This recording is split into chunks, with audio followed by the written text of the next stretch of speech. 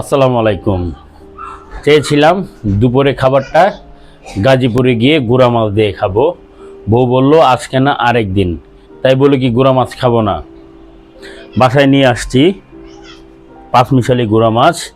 এটাকে এখন লবণ মরিচ দিয়ে ভালো করে ভাইজা দো পেঁয়াজ কইরা ভাত খাবো। এখানে নিয়ে নিয়েছি গুড়া মাছ, দিয়ে দিব লবণ, দিয়ে দিব হলুদের গুঁড়া, দিয়ে দিব হালকা মরিচের গুঁড়া।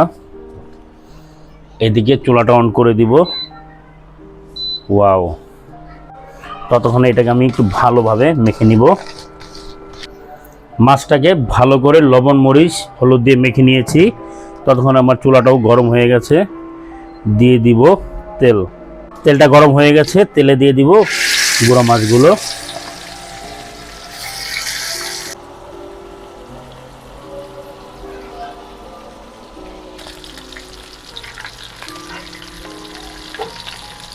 কড়াইটার মধ্যে মাছ ভাজার তেলটাই দিয়ে দিলাম, এতে একটু স্বাদ হবে। দিয়ে দিব পেঁয়াজ, দিয়ে দেব হলুদ, দিয়ে দেব মরিচ। আমরা মরিচটা একটু বেশি খাই, কারণ আমরা ঝালটা একটু বেশি লাগে।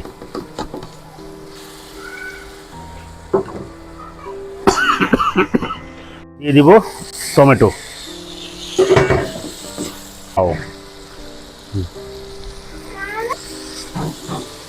এবার এটাকে ভালো করে মিশিয়ে নেব।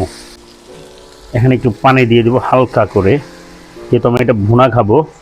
দিব ধনিয়া পাতা। অলরেডি আমার রান্নাটা শেষ হয়ে গেছে।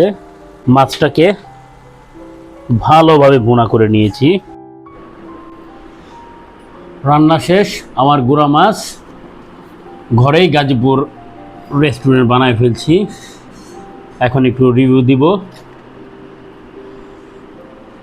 গুঁড়া মাছ আমার এমনিও খাইতে ভালো লাগে। গুঁড়া মাছ হইলে আমি অনেক ভাত খাইতে পারি।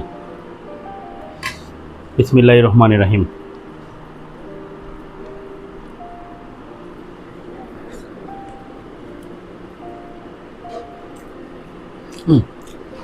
মজা, অস্থির মজা। নিজের প্রশংসা বারবার নিজেরই করতে হয় আর কি। এরপর থেকে আমার বাচ্চারা দিয়ে রিভিউ দেওয়াবো। তবে মাছটা মজা হয়েছে। গুঁড়া মাছ আসলে এমনি ভালো লাগে, আর টাটকা গুঁড়া মাছ তো কথাই নাই। অস্থির অস্থির। বন্ধুগণ, আজকে ভিডিওটা এই পর্যন্তই। কাজের জন্য যদি কেউ গাজীপুরে গিয়ে গুঁড়া মাছ না খাইতে পারেন, বাসাতেই গুঁড়া মাছটা রান্না করে ট্রাই করবেন। আর আমার ভিডিওটা ভালো লাগলে আমার চ্যানেলটাকে সাবস্ক্রাইব করবেন, বেশি বেশি শেয়ার করে দিবেন। সবাই ভালো থাকবেন। আল্লাহ হাফেজ।